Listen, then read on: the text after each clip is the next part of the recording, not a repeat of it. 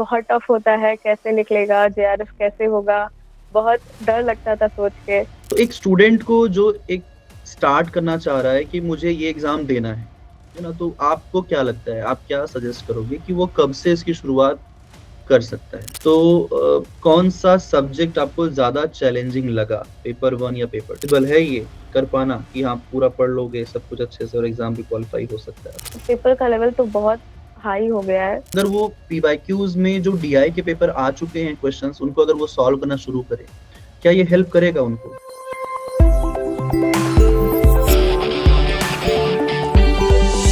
Everyone, very welcome to NET JRF solutionist. मैं अभिषेक कुमार झा।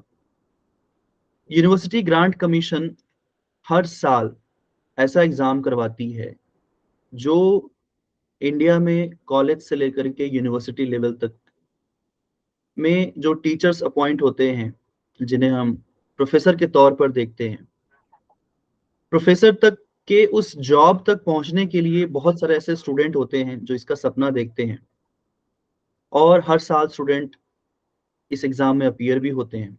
ये exam साल में 2 बार आयोजित की जाती है, जून और दिसंबर महीने में। पिछले कुछ समय से लगातार जो परीक्षाएं हैं वो कोविड के कारण अप एंड डाउन हुए, बट पिछले 1 साल से हम दिसंबर में और जून में एग्जाम को होते हुए देख रहे हैं। अभी कुछ समय पहले ही दिसंबर 2023 के एग्जाम का रिजल्ट आया, और उस रिजल्ट में अ, आंचल मधेशिया, जिन्होंने कि इस एग्जाम को जेआरएफ के साथ क्वालिफाई किया।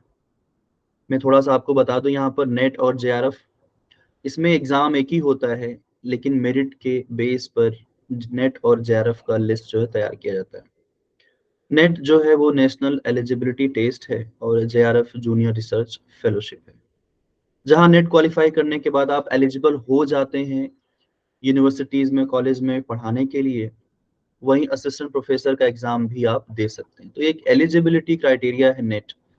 लेकिन जब आप अच्छे मार्क्स ले आते हैं, बहुत बेहतर करते हैं आप, तो आपका जेआरएफ भी क्वालिफाइड होता है नेट के साथ साथ।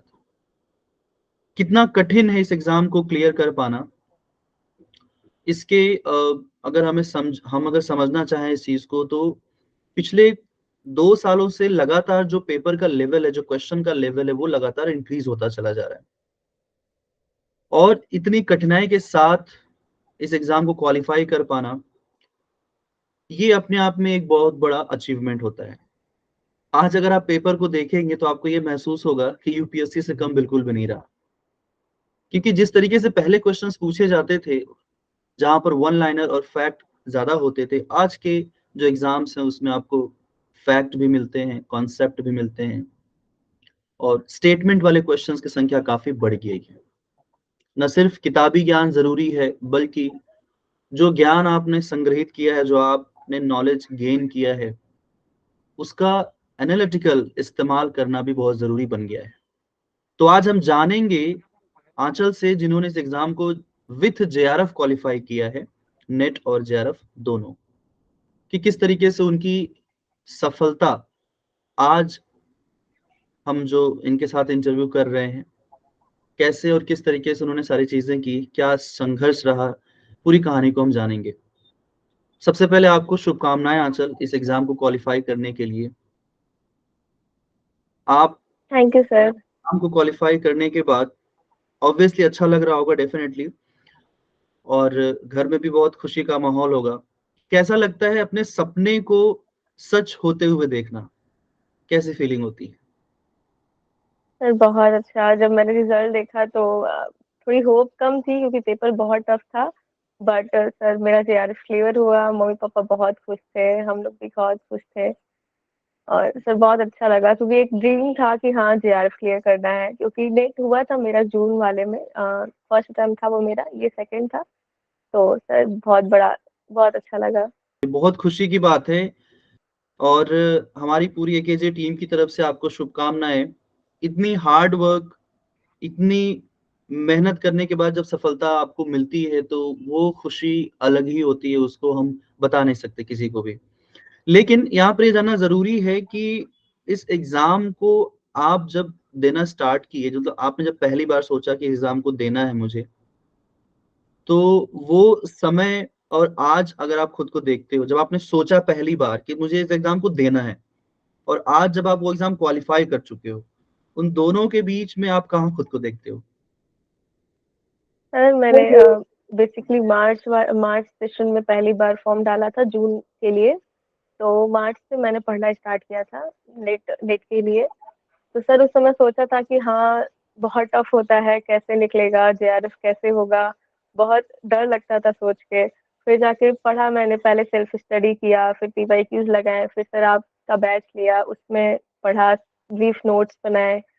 और फिर सर बहुत डर तो लगता था होगा नहीं होगा, बट कोशिश किया पूरा, और फिर सर हो गया तो बहुत खुशी मिलती है। अब लगता है कि हाँ बहुत टफ एग्जाम है, एग्जाम तो बहुत टफ है, बट अगर कोई मेहनत करे तो वो कर सकता है, बिल्कुल कर सकता है। बिल्कुल। आंचल, आपके बारे में जानना चाहेंगे सबसे पहले। सर जैसा कि मेरा नाम आचल मधेशिया है, और मैं यूपी के मऊ जिले से हूँ। और सर मेरा जो ग्रेजुएशन हुआ था वो बीएचयू से मैंने किया, और पोस्ट ग्रेजुएशन इलाहाबाद यूनिवर्सिटी से कर रही हूँ। और सर ये मेरा फाइनल ईयर है। अभी आपका फाइनल ईयर है? ये सर अभी मेरा फाइनल ईयर है। Okay, great. ये तो बहुत बहुत ही अच्छी बात है कि आपका मास्टर्स में रहते हुए ही जेआरएफ क्वालिफाई हो गया। यस सर, सर यही चाहिए था कि हाँ मास्टर्स में ही जेआरएफ क्लियर हो जाए, और फिर रिसर्च के लिए कहीं एडमिशन मिल जाए। गुड गुड गुड, बहुत बढ़िया, बहुत अच्छे। मतलब ये सपना होता है कि मास्टर्स करते करते हुए हम जेआरएफ क्वालिफाई कर लें, ये हमारा ड्रीम होता है। Yes sir. बहुत अच्छी बात है, तो बहुत ही खुशी की बात है। तो मतलब कैसे शुरुआत कैसे हुई? आपने पहले जो विषय आपका है, आपने पहले उसे चूज किया, उसके बाद फिर आपने सोचा इस एग्जाम को देना है, पता कैसे चला कि मुझे यही एग्जाम देना है?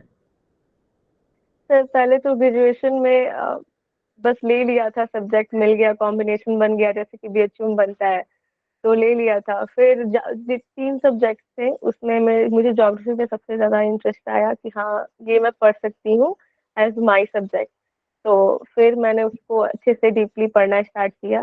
फिर सर जब पोस्ट ग्रेजुएशन में एडमिशन लिया तब मुझे लगा कि हाँ रिसर्च करना है ज्योग्राफी में। तो हम्म। सर फिर मैंने सोचा नेट जेआरएफ एग्जाम दूंगी, तो सर तब से सोचा। तब से स्टार्ट हो गई ये जर्नी, और आज फाइनली आपने क्वालिफाई कर भी लिया। तो जी सर। मतलब आप जैसे मैं जानना चाहूंगा कि एक स्टूडेंट जो इस एग्जाम की तैयारी के बारे में सोचता है कि मुझे यूजीसी नेट का एग्जाम क्वालिफाई करना है और पीएचडी में एडमिशन लेके मुझे असिस्टेंट प्रोफेसर बनना है। अब आपने एग्जाम क्वालिफाई कर लिया, मतलब मैं समझ पा रहा हूँ कि आपने लगभग अपने ग्रेजुएशन का टाइम और अपने मास्टर्स का टाइम, पूरा टाइम अपने इस एग्जाम को, न सिर्फ अपने ग्रेजुएशन और मास्टर्स की पढ़ाई को करते हुए, बल्कि आपने इस एग्जाम को भी टारगेट में रखा। तो एक स्टूडेंट को जो एक स्टार्ट करना चाह रहा है कि मुझे ये एग्जाम देना है ना, तो आपको क्या लगता है, आप क्या सजेस्ट करोगे कि वो कब से इसकी शुरुआत कर सकता है? सर अगर टाइम हो तो उसको ग्रेजुएशन से ही स्टार्ट करना चाहिए। क्योंकि ग्रेजुएशन से ही हमारे कोर्स में वो सारे धीरे धीरे आते रहते हैं। जैसे पहले में फिजिकल ज्योग्राफी आता है, फिर सेकेंड सेमेस्टर में ह्यूमन ज्योग्राफी रहता है, तो अगर वहां से तैयारी स्टार्ट हो तो बहुत अच्छा है। बट अगर लेट भी कर रहा है तो कोई बात नहीं है, बस इन डेप्थ नॉलेज होनी चाहिए, कॉन्सेप्चुअल नॉलेज होनी चाहिए, हम्म ताकि वो कभी भी तैयारी स्टार्ट कर सकता है कोई भी। क्योंकि हम्म। सर मैंने भी पोस्ट ग्रेजुएट से ही स्टार्ट किया था, उससे पहले नहीं सोचा था कि हाँ करना है नेट जेआरएफ। पीजी में आके सोचा नहीं अब यही करना है। अच्छा, ये आपका कौन सा अटेम्प्ट था? सर ये मेरा सेकेंड अटेम्प्ट था। सेकंड? इसके पहले वाला कौन सा पेपर दिया था आपने? सर मैंने जून 2023 वाला दिया था। उसका क्या रिजल्ट था आपका? सर उसमें मेरा 186 मार्क्स थे, और 196 पे जेआरएफ था, तो सर 5 क्वेश्चन से रह गए थे। हाँ, इस बार आपके 194 मार्क्स टोटल आए हैं। हाँ यस सर, इस बार 194 है। पेपर वन में भी आपका स्कोर बहुत अच्छा है, 62 मार्क्स आए हैं, पेपर टू में 132। तो कौन सा सब्जेक्ट आपको ज्यादा चैलेंजिंग लगा, पेपर वन या paper two? Sir paper two में फिजिकल ज्योग्राफी मुझे अच्छा लगता है, तो ह्यूमन ज्योग्राफी के जो सब्जेक्ट्स हैं वो थोड़े से टफ लगते हैं। मेनली सर इंडियन ज्योग्राफी में बहुत सारे कॉन्सेप्ट्स रहते हैं, तो उसका सब लर्न करना वो बहुत टफ लगता है। तो उसको मैं मैप बना के लर्न करने की कोशिश करती थी ज़्यादातर। और भी ह्यूमन ज्योग्राफी के सब्जेक्ट जैसे रीजनल ज्योग्राफी और पॉलिटिकल, सोशल, तो इसमें मेन पता नहीं चलता है कि हाँ पढ़ना क्या है, तो सब आपके नोट से ही पढ़ती थी मैं उसको तो। तो मतलब मैं ये जानना चाह रहा हूँ अब, मतलब मेजोरिटी ऑफ स्टूडेंट भी ये जानना चाहेंगे कि जब आप दोनों पेपर की तैयारी कर रही थी तो आपका टाइम टेबल क्या था? क्योंकि अगर हम देखें कि 10 यूनिट पेपर वन के, 10 यूनिट पेपर टू के, और समय जो है वो बहुत कम रहता है एक एग्जाम से दूसरे एग्जाम के बीच में। हम वो सिलेबस जो हम 5 सालों में पढ़ते हैं उसमें पेपर वन पढ़ते भी नहीं है, कभी कभी नहीं पढ़ाया जाता है यस पेपर सर। वन में। टीचिंग, रिसर्च, आईसीटी, कम्युनिकेशन कभी नहीं पढ़ाया जाता है।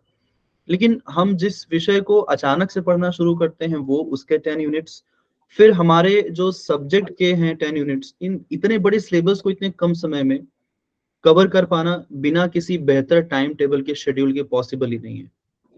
ऊपर से आपका यस कॉलेज का क्लास भी होता रहा होगा, और हमारी भी क्लासेस होती रहती हैं, दिन में 2 3 क्लासेस तो चलती ही चलती हैं। तो इतने स्ट्रिक्ट शेड्यूल को आपने मेंटेन कैसे किया? क्या आपका टाइम मैनेजमेंट कैसे हुआ? सबसे बड़ा क्वेश्चन तो स्टूडेंट का यही होता है कि सर इतना सब कुछ पढ़े तो पढ़े कैसे? Yes sir. सर पहले तो मैंने रिकॉर्डेड क्लासेस किए थे आपके, तो उससे मैंने पूरा सिलेबस कवर किया 2 से 3 महीने में। हम्म। कम से कम समय में करने की कोशिश किया, और फिर जब सिलेबस कवर हो गया तो और फिर फर्स्ट पेपर के लिए उसको ही रिवीजन करती रहती थी। जैसे एक दिन में कॉलेज तो रहते ही थे, तो कॉलेज करने के बाद जो टाइम मिलता था हम्म। उसमें बना लेती थी कि हाँ आज एक यूनिट पढ़ना है फर्स्ट पेपर का और एक यूनिट सेकंड पेपर का। उसको हम्म। कंप्लीट करके पीवाईक्यूज लगाने हैं उसके, और उसका रिवीजन करना है। इस तरह डेली का शेड्यूल बना लिया था मैंने। हम्म। और ज्योग्राफी के लिए कैसे किया आपने मैनेज सारा कुछ? सर ज्योग्राफी के लिए तो आपसे ही पढ़ा था, उसी के नोट्स बनाए थे, उसी को रिवीजन करती रहती थी। हम्म। क्योंकि बुक्स बुक्स पढ़ो, बुक्स भी पढ़ते थे, लेकिन ह्यूमन ज्योग्राफी में बुक्स पढ़ने से याद भी नहीं रहते उतने। तो हम्म। वो आपके नोट्स से पढ़ती थी और बुक की रीडिंग लगाती थी। अच्छा, ज्योग्राफी में जैसे बहुत सारे स्टूडेंट ये बोल रहे हैं, मैं देख रहा हूँ पिछले पिछले 2 एग्जाम से मैं देख रहा हूँ कि जो क्वेश्चंस की जो लेवल है, मतलब पहले के क्वेश्चंस थोड़े से शॉर्ट में आते थे, छोटे क्वेश्चंस आते थे। अभी क्या हो गया, क्वेश्चंस की लेंथ बढ़ गई है, तो उसमें स्टेटमेंट्स काफी सारे आ रहे हैं, एसेशन रीजन के क्वेश्चंस आ रहे हैं, प्लस आरसी के क्वेश्चंस भी देखने को मिल रहे हैं जिसमें आपको डायरेक्ट ऑप्शंस मिलते नहीं आंसर के। तो यस मतलब सर। आपके अकॉर्डिंग क्या लगता है कि पेपर का लेवल क्या सच में इतना ज्यादा ऊपर चला गया है कि एक स्टूडेंट के लिए इस एग्जाम को क्वालिफाई कर पाना पॉसिबल ही नहीं है? सर टफ तो बहुत हो गया है, क्योंकि जो हमने पीवाईक्यू देखते हैं वो बिल्कुल मतलब उस पे कॉन्सेप्ट तो उतने नहीं रहते थे, फैक्चुअल रहते थे। लेकिन अभी जो मार्च का पेपर हुआ था और अभी दिसंबर का पेपर, वो बहुत कॉन्सेप्ट बेस्ड था। उसमें स्टेटमेंट दिए हुए थे 4 5, उसमें से सेलेक्ट करना होता था। तो पेपर का लेवल तो बहुत हाई हो गया है।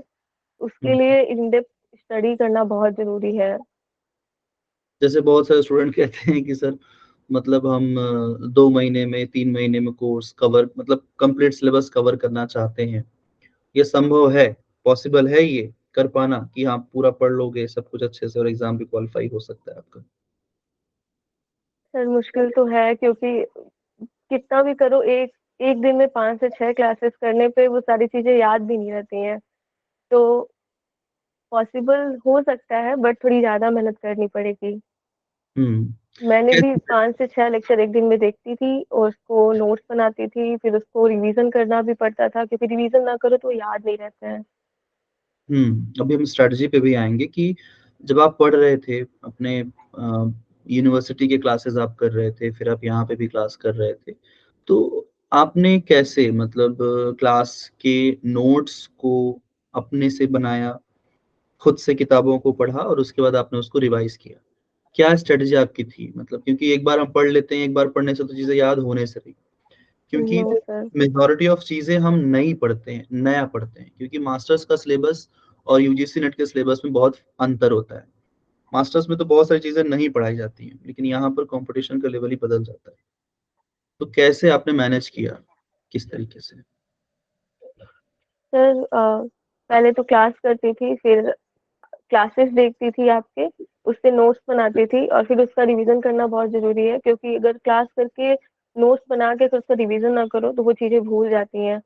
तो फिर हम्म उसको रिवीजन करती थी, इसी हम्म तरह नोट्स बनाते थे, और फिर जब एग्ज़ाम 10-15 दिन बचा था तो फिर रिवीजन करती थी। हम्म। तो नोट्स कैसे बनाए आपने?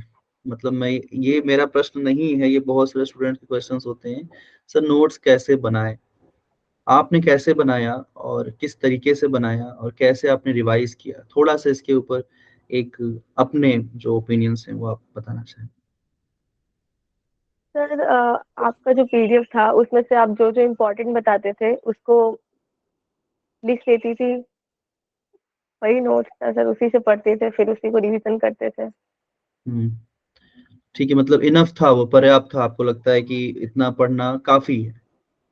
यस सर, आप बहुत कॉन्सेप्चुअल चीज़ें, उसमें तो बहुत सारी थ्योरेटिकल चीज़ें रहती हैं, तो अगर उसे स्टडी कर लिया जाए तो इनफ है वो। हम्म। और प्रीवियस ईयर के क्वेश्चंस का रोल अभी आपको क्या लगता है, कितना रह गया है पेपर को देखते हुए, क्वेश्चन के लेवल को देखते हुए? सर दिसंबर में तो बहुत कम क्वेश्चंस आए थे, पीवाईक्यू से आए भी थे तो वो स्टेटमेंट में ही वो क्वेश्चंस थे पीवाईक्यू के भी।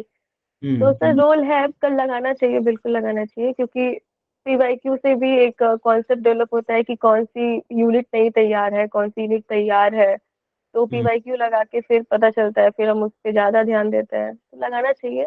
बट रोल कम रह गया है, क्योंकि क्वेश्चन आ नहीं रहे हैं सीधे उससे। हम्म। बट फिर भी हम उसे पढ़ सकते हैं क्योंकि प्रीवियस एग्जाम का नॉलेज जो है आपको मिलता है उससे। यस सर, और और उससे पता भी चलता है कि कौन सी यूनिट तैयार है, कौन सी यूनिट नहीं तैयार है, बिल्कुल, उसको मतलब और तैयार करने की ज़रूरत है। हम उसे छोड़ भी नहीं सकते, क्योंकि छोड़ना भी अपने आप में ये है कि आपको पता ही नहीं चल पाएगा कि क्या क्या पूछा जा रहा है। तो आप उसके यस ऊपर सर। फोकस कर सकते हो स्पेशली। अच्छा, तो जैसे कुछ कुछ सेक्शंस हैं दोनों ही पेपर में, पेपर वन पेपर टू में। जैसे पेपर टू का जो सेक्शन है कि आरसी आजकल पूछा जा रहा है, पेपर टू में 2 आरसी आ रहे हैं, और पेपर वन यस की सर। एक आरसी को मिला दे तो लगभग 15 क्वेश्चंस बन जाते हैं, 3 आरसी हो जाते हैं। आपका क्या मतलब, आरसी की तैयारी आपने कैसे की, और आपके आरसी में से ऑन एन एवरेज कितने क्वेश्चंस करेक्ट हो जाते थे? सर आरसी में से पीवाईक्यू लगाने पे तो क्वेश्चन सही होते थे। अगर 15 है तो उसमें से 13 से 14 सही हो जाते थे, एक दो कभी गलत हो जाते थे। बट जो इस दिसंबर वाले में पूछा था वो तो आरसी से रिलेटेड ही क्वेश्चन नहीं था, वो तो बिल्कुल डिफरेंट था। हम्म तो उसको पीवाईक्यू से ही लगाया था मैंने। हम्म। ओके, तो कितने क्वेश्चंस आपके हो जाते थे करेक्ट? सर आरसी में 13 से 14 क्वेश्चन सही होते थे पीवाईक्यू से। मतलब मेरा भी ऐसा मानना है कि आरसी एक फुल स्कोरिंग आपका यूनिट है, मतलब आप उसमें यस अधिक सर। क्वेश्चंस को करेक्ट कर सकते हैं। मैं उसे फ्री के मार्क्स मानता हूँ, बस थोड़ा सा समय लगता है, समय लगता है उसे पढ़ने में और समझने में। एक बार आप उसे पढ़ने में। अगर आपने उसे पढ़ लिया और समझ लिया तो आसान हो जाता है उनको सॉल्व करना। तो आरसी एक बड़ा स्कोरिंग सेक्शन है, मतलब मुझे ऐसा लगता है कि लगभग सभी स्टूडेंट उसको कर पाते हैं, क्योंकि उसमें पढ़ना, रीडिंग करना और समझना और आंसर करना होता है। बट इस बार का थोड़ा चैलेंजिंग था। ये तो यस हमने सर। पेपर देखा जब तो पता चला कि जो क्वेश्चंस थे उसके तो आंसर ही नहीं आरसी में। तो हमें खुद से ही उसे, जैसे क्वेश्चन और आंसर्स होते हैं वैसे ही हमें ढूंढ करके लगाने थे। बट वो थोड़ा सा रिलेटेबल था, क्योंकि ज्योग्राफी के ही आपके आरसी जब होते हैं तो आपको पता होता है कि क्या पूछा जा रहा है, उसका क्या आंसर हो सकता है। आरसी के बाद यस सर। एक सेक्शन है पेपर वन में डीआई का, मैथमेटिकल रीजनिंग का। अक्सर जो आर्ट्स बैकग्राउंड के स्टूडेंट होते हैं वो थोड़े से इसमें लो स्कोर कर पाते हैं। मैं ये नहीं कह रहा कि नहीं कर पाते, लेकिन लो स्कोर कर पाते हैं। तो आपका ये सेक्शन कैसा रहा? आप मतलब ये आपके अच्छे स्ट्रॉन्ग सेक्शंस थे या आपके भी लो स्कोरिंग वाले थे? सर मेरा डीआई स्ट्रॉन्ग सेक्शन था, तो मैं सोचती थी कि उसमें मुझे 5 आउट ऑफ 5 क्वेश्चन करने ही है, और जो मैथ्स के भी 5 क्वेश्चन आते हैं लगभग।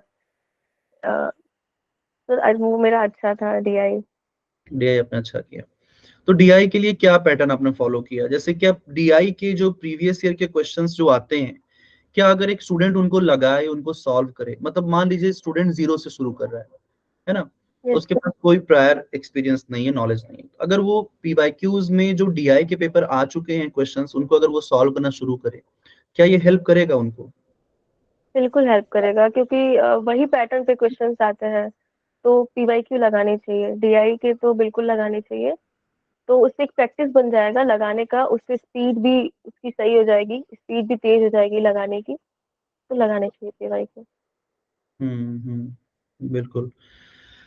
अच्छा, कोई ऐसा सेक्शन आप बताइए जो आपको लगता है कि एक जेआरएफ क्वालिफाई करने के लिए, अगर आपको जेआरएफ क्वालिफाई करना ही है, तो आपको ये सेक्शन तो पढ़ करके जाना ही है, आप उसे छोड़ नहीं सकते। टीचिंग एप्टीट्यूड, रिसर्च एप्टीट्यूड, ये सब पेपर वन में जो थे, ये सब पढ़ने से एक थियोरेटिकल नॉलेज होता है। अगर ये कर लिए तो हाँ क्वेश्चन बन जाते थे। तो ये पढ़ना चाहिए। और फिर इन्वायरमेंट है, वो दोनों में रिलेटेड है, पेपर वन पेपर टू। तो हम्म उसको भी पढ़ना चाहिए, क्योंकि हम्म उससे दोनों के क्वेश्चंस लग जाएंगे। हम्म। और एक अपना पेपर वन आरसी, में ये था। एक अपना आरसी हो गया, आरसी हो गया, दोनों पेपर में आता है। आरसी हाँ। की तैयारी आप की है, तब दोनों पेपर का कर लोगे। Yes sir. और पीपल डेवलपमेंट एनवायरनमेंट हो गया। टीचिंग रिसर्च एप्टीट्यूड का सेक्शन थोड़ा सा है। अच्छा, अपने पेपर में रिसर्च से भी क्वेश्चंस प्रैक्टिकल ज्योग्राफी में पूछे जाते हैं। प्रैक्टिकल ज्योग्राफी से याद आया कि प्रैक्टिकल ज्योग्राफी में कई बार स्टूडेंट के हाथ थोड़े तंग होते हैं। तो क्या मतलब मास्टर्स करते हुए, ग्रेजुएशन करते हुए इतनी कमांड हो जाती है स्टूडेंट की कि वो प्रैक्टिकल ज्योग्राफी के यूजीसी नेट के लेवल के क्वेश्चंस को सॉल्व कर सके? सर, जो हम लोग सिलेबस में पढ़ते हैं वो तो इनफ नहीं रहता है, क्योंकि हम लोग सिर्फ एग्जाम देने के लिए एक तरह से पढ़ते हैं। तो उसके लिए हाँ बुक से पढ़ना पड़ेगा। फिर हमने तो आपके नोट से पढ़ा था, तो पढ़ना तो पड़ेगा। ऐसे वो इनफ नहीं है सिलेबस का जो हम लोग के रहता है ग्रेजुएशन या पीजी के।